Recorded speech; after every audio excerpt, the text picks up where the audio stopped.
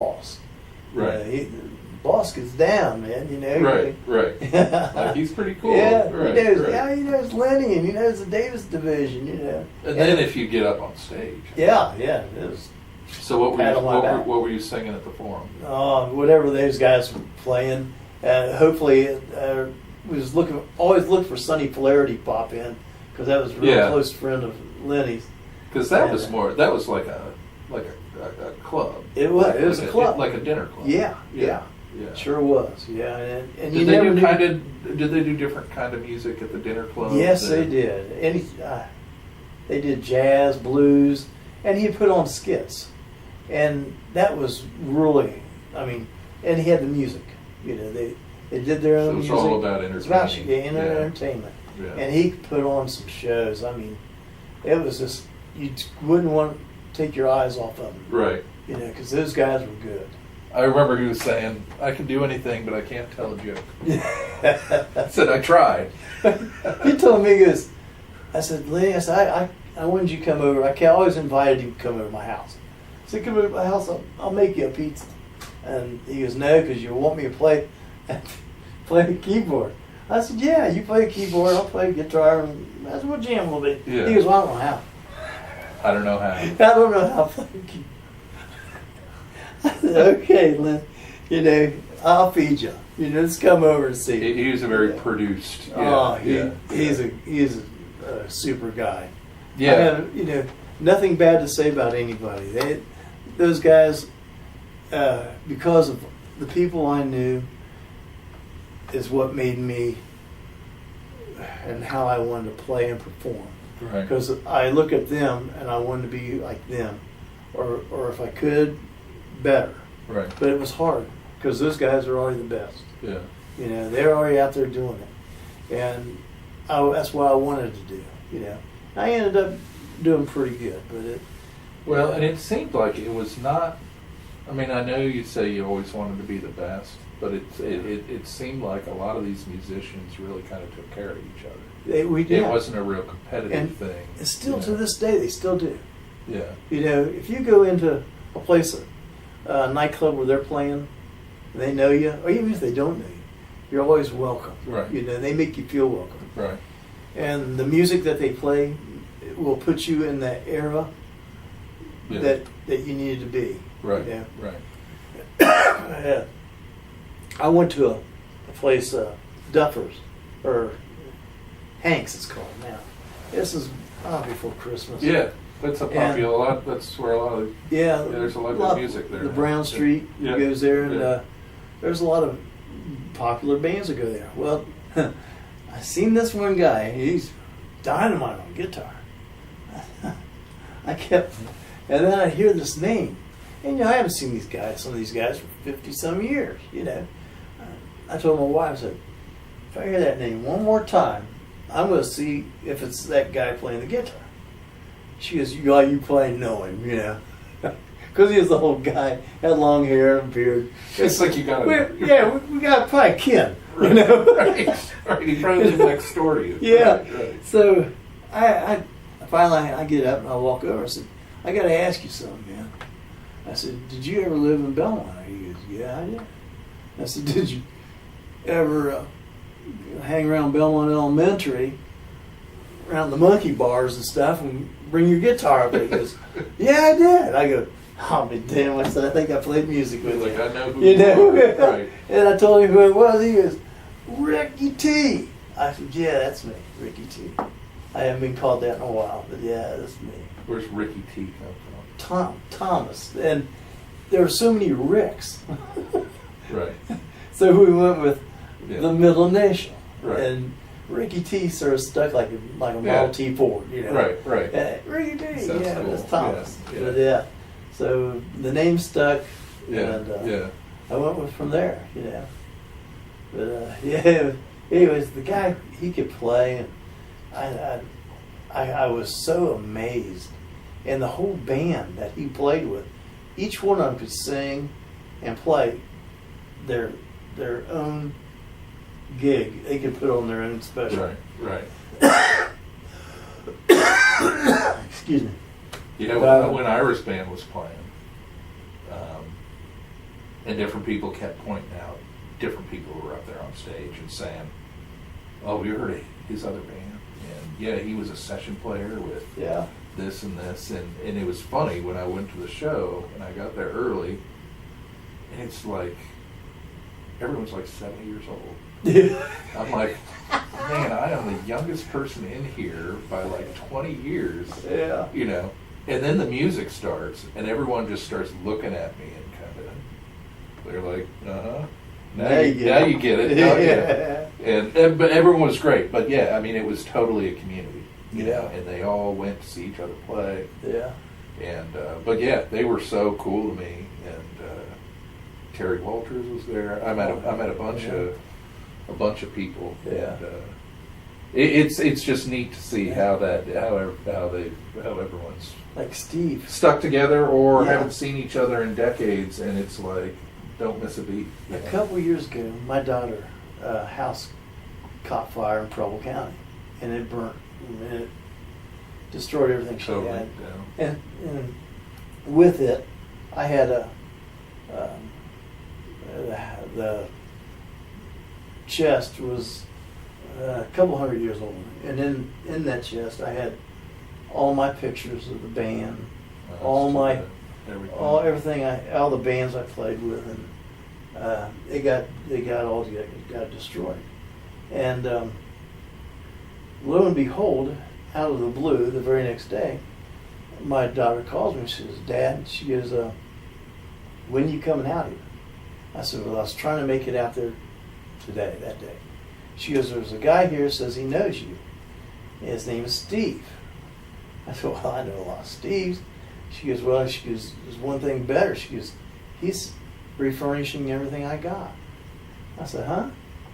She goes, "He says she knows you from school, and he played music, and he's helping us out quite a bit."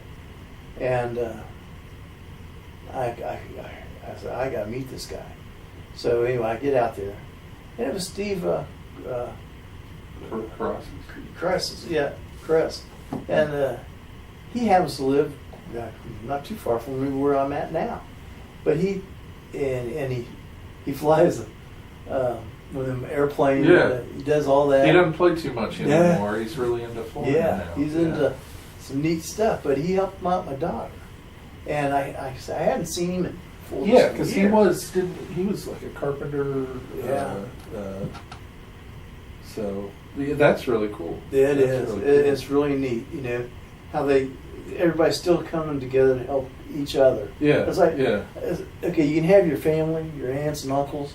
Right. But I tell you what, when you got the music, right, and the people, you got the world. Yeah. You know, I don't care how down and out you are. Somebody will come over and will pick and grin a little bit, make you smile. Yeah. That's what the world's about. Smiling. Yeah. Love, and it's all in the music. Right. The music will make you or break you.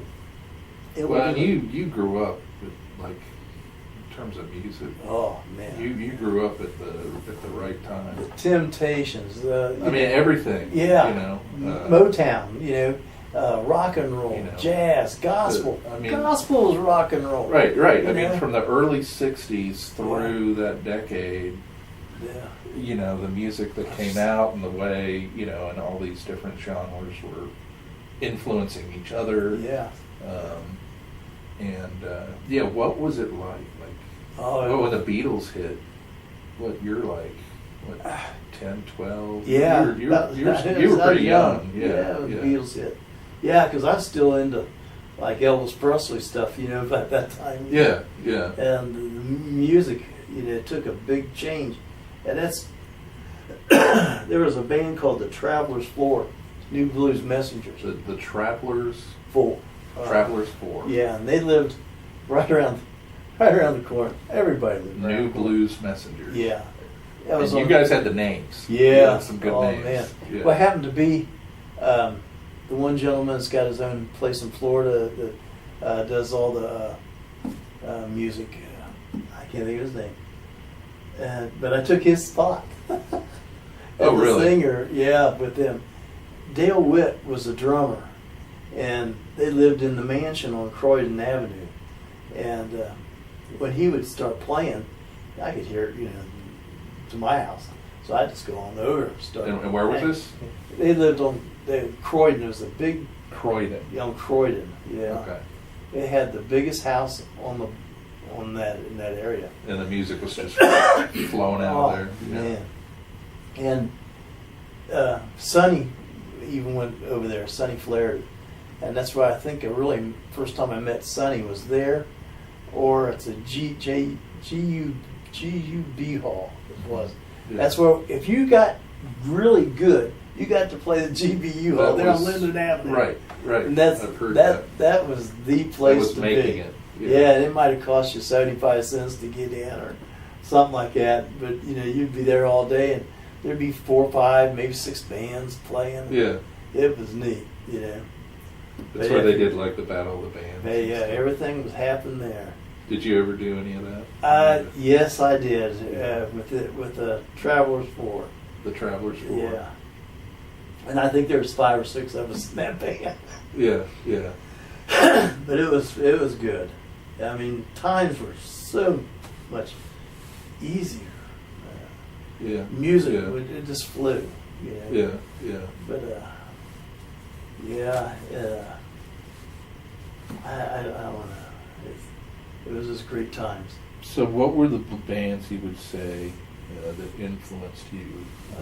Dave Clark 5. Dave Clark 5. Three Dog Night. Mm-hmm. I always thought those guys were pretty good. Yeah. Any band that Sonny was in was good. Because we'd hear it, and then we'd try to play it. Right. Of course, And being a friend, we always got to hear it. Right. The music, right, first time. Yeah. First time out. Yeah. Dale Witt was we called him Harry. He had real long hair. Well, back, that makes sense. Yeah. Back, yeah. Yeah. And he had a beard or a goatee. And last I heard, he was going to audition for Black Sabbath. Now that's been 1960s. So around 60-something, 68 or 69. And I don't know whatever happened to him from then on. But he was a real good friend. Yeah. And like I say, his grandmother owned the house on Croydon, the Okay. big mansion. And it's still there. Still there. Yeah. They had places for your horse and carriage to be Really? underneath the house. Yeah. And that's where we'd play. We'd play where the horse and carriage would be. And the house was super. I mean, it was old, but the acoustics in that place was So that's what you did. You made friends with people that had the big garage. Oh, yeah. Right. We knew we could play then, Right. Invite yourself over. You didn't really like the guy, but hey, can we? I get it. Yeah. And what Grandma will make to eat tonight? Exactly. Is there even apple pie left over? Yeah. Yeah. So you're playing with your friends like through high school and stuff. Yeah. You still playing after high school? What you? Oh yeah. I moved out to Preble County, and I stayed out there for about 20 years, and played with some bands, all types of music, and Loose Change band, and we would making up our own music, and Loose Change. Yeah, that's what it was called, Loose Change. The Loose Change band. Yeah, and we always felt that way. If anybody had any loose change, you could come see us. Right. It wasn't going right. to cost you $1 bill. And then what was Just the playing rock and stuff. Yeah. Yeah. And we made up our own songs. That's cool. We did that for a couple of years, and I own all the music. I kept it. Did you have another job? I mean, were you supporting yourself through music? Yeah, I support it through music. Yeah, You did? with music. Yeah, that's what kept us going. Yeah. My music. I worked I was a tool maker for a while at Apex Machine Tool and Die, but it didn't pay me as well as I could make cash playing music. I think it used to be easier. It was. To support yourself. It was. Yeah. Yeah. It sure was. Yeah. I wouldn't want to try it today, but Yeah. yeah. Yeah, some people were saying that they got paid for gigs then Yeah. the same amount they're getting paid now. Yeah. You know, and this is like in the late 60s. And you could get like regular, I know like at the Forum, it was like a 5-day-a-week job, basically. Yeah, it was. Yeah. Yeah, those guys were there all the time. So in your 20s, you're playing in bands? Yes, yes. 20s, clear up till now. Well, now I'm just freeloading. If somebody's playing music and I like it. It's going from full circle now. Yeah. You're just dropping in. And I just drop in. And yeah. If they see me in the crowd, hey, you know, the Right. Fries band. Right. I enjoy going to see the Fries. They're a pretty good bunch. I've known them for about 40 years. The Fries. Yeah, they're a East End type of band, rock and roll. Yeah. If you ever get a chance to see the band, Right. they play a lot of 60s, 70s, some 80s. What are some other bands around now that you like? Man, I just, you know, I like all the blues. I love hearing blues. Right. Right. I don't know. I like them all. I like Right. all types of music. But you still go out and see music a lot? Yeah, yeah. Where do you like to go? I go to To Hanks? Hank's, yeah. I go up A lot there of folks go up there. it's convenient. Yeah. I don't drink anymore, so Yeah. it's been, I've been going to the phone booth quite a bit. Yeah. yeah. Now Dennis goes in there quite a bit, my buddy Dennis. Yeah. There Yeah, are a lot of good bands in there. yeah, there is. My brother-in-law plays in the Elderly Brothers. I don't know if you've, Oh, yeah. if you've heard of them. And Yeah. they've been together a while, and they play there. And I live, I don't live very far from there, and so it's convenient. Yeah. You know? I don't like driving too far. You know. Yeah, same here. You know, and but what was the other band that? The Living End. Do you remember that band? Yes, I do. Was that one of your early bands? Yes, yeah. Living In. That's where Ron. That's Ron. That was band. Ron was in Living In. That was a pretty Yeah. pretty popular band. Oh yeah. Except these guys made a record. 8th grade, high school. They made a record. Right. Yeah. Those guys were really good. So you Ron went from there. so you went in the studio with them to make a record. No, I didn't go in with them. No. You played with the band at one time. At but one, not- yeah, not I'd sit the- in back You ever in do school any? times. Ever do any studio Yes, I have. recording? Yes, well, the ones that we did with the Loose Change band, all that was studio, and we never did sell. Nothing. So you were nothing doing big. original. All originals, and Yeah. it's hard to get anything lifted, you know, unless you get some time out to play it, Right. and you get an audience, and that takes some time. Right. And a new sound, sometimes it don't go over. Yeah. And everything right. we had like 12 to 20 some new songs. And our problem, excuse me, was we should have played older songs that most of the crowd knew, and then brought in Right. our new with it. People- Instead, we went right. out and tried to promote all the new songs, and people just wasn't ready for that. People like to hear what Yeah. they know. Yeah. Yeah. Everybody's a critic, and everybody knows the song. Right. You know, you Right. might have been the one that wrote it and know which way it's got to Right. go, but you might be playing it wrong. Right. Because the guy in the audience knows. Yeah. You know? But anyways, yeah. It's been, you know, if my wife asked me this the other day. She goes, "Would you do it all over again?" And yeah, I would. And there'd be a few things I'd change. What would you do different? I'd hold on a lot more of my money than I did. Easier You said know, than done. yeah. Yeah. maybe would have invested my money in different ways than what I did. But all the people I met, everything's been great. My life has been good. I've got 2 great kids. I got good grandkids. They're the best. And the people I got to meet you. Yeah. All through all this, I got to meet people. Yeah. And it's all been fun. And well, you have that common thread, Yeah. between you. Yes. And, that helps. Yeah. so when did you start, doing some of this Aussie stuff? And did you? Because I know some people have done made careers of impersonating and that kind of thing. I was asked that. Do you want to impersonate Ozzy? I don't know, man. I have to. This is the way it is, Right. Yeah, Right. But I woke up. My wife wanted to change my color of my hair. I said, "Hey, go for it. I'm ready. I don't care." So And how long ago was this? 20 years. 20 ago. something Yeah. years. 27 years ago. Better, yeah. And she dyed it black. And I had a real long beard. I shaved it all off, cleaned up.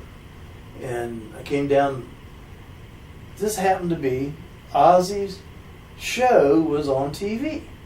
The house thing that they had, where they were showing them in the mansion. And his hair was, I came downstairs and my hair was all piled in, and I'm coming down the steps, and my wife looked over at me and she looked at the TV. My grandson said, "Paps, that's Ozzy," and I looked over and his hair was just like mine, I go, "Man, what happened here?"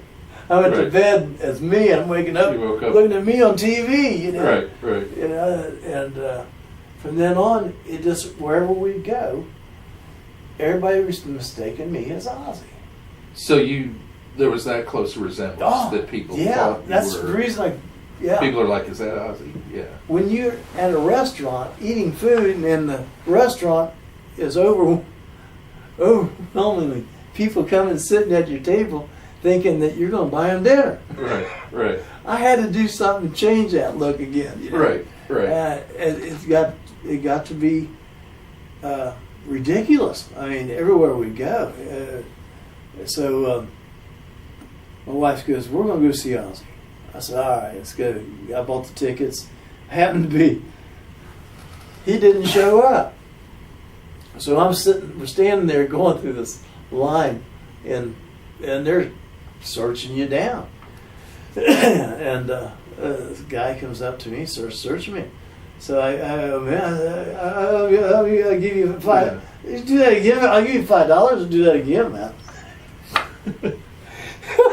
The next thing I know, I got security being called away. Shauna goes, "You did it this time. Now we're going to get kicked out. We're not even going to see Ozzy." So everyone thought you were. Yeah, everybody thought I was Ozzy. Yeah. So they take me back behind this place in this mobile home deal, and this guy by the name of Larry, he comes out with all this curly hair and all different colors, and he looked at me. He kept staring. He goes, "What's your name?" I told him. I said, "Today I'm Ozzy." He goes, "No." He goes, Really? We know better. He goes, "What did you ask him about Rick Webster?" I said, "What did I do wrong?" He goes, "Not a thing." He goes, "How many Ozzy songs do you know?" I said, "I know them all." He goes, "For real?" I go, "Yeah. Right now, yeah, I can do whatever you want to hear."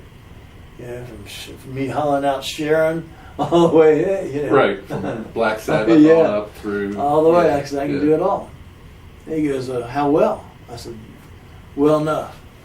So he goes, "Well, we're going to walk with you through the area." Had you actually performed Ozzy songs before? Yeah, and at bars and stuff, with other bands. That's probably a bigger venue.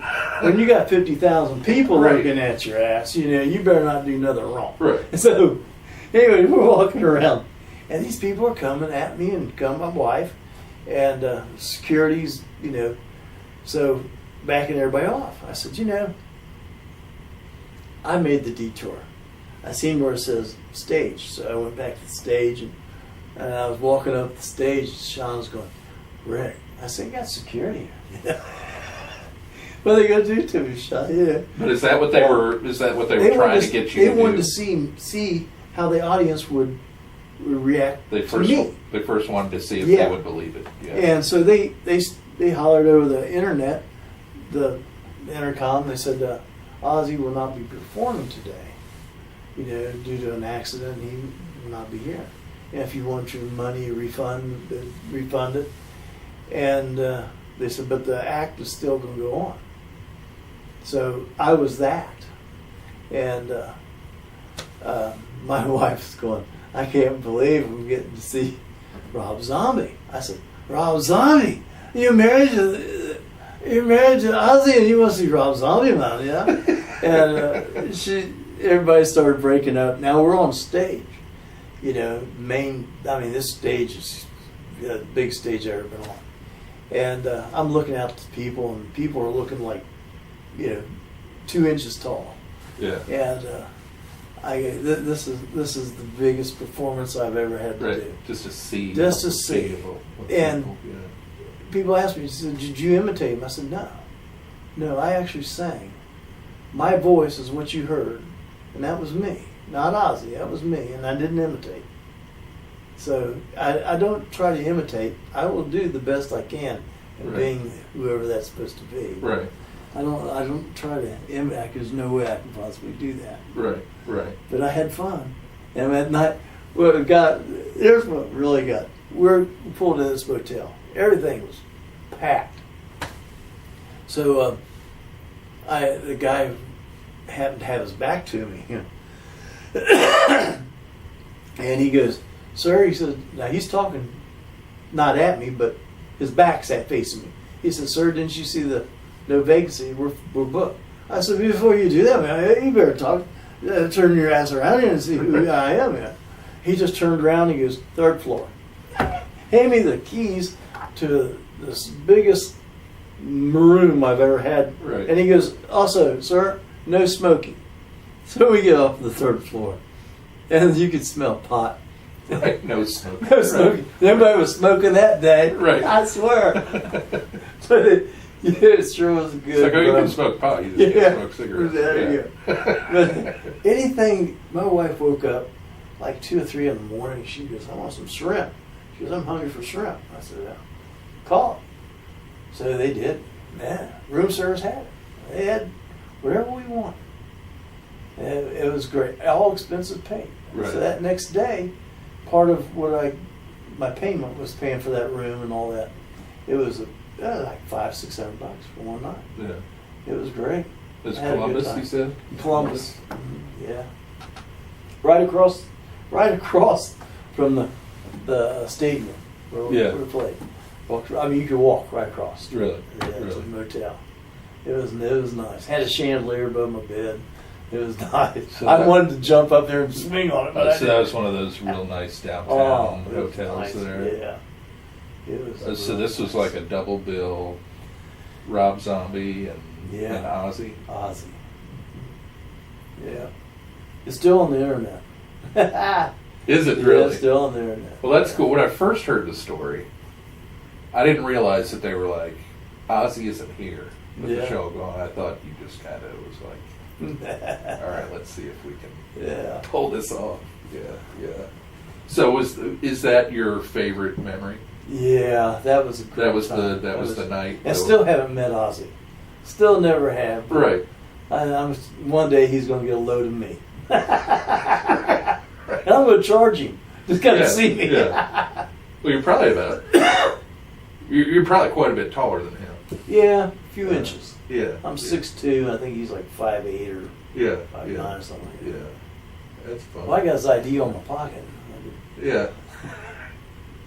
Well, I like the way that you worked on your Aussie speak. You know? take it up a level. I've had fun, I tell you. Yeah. If you don't enjoy life today, you're not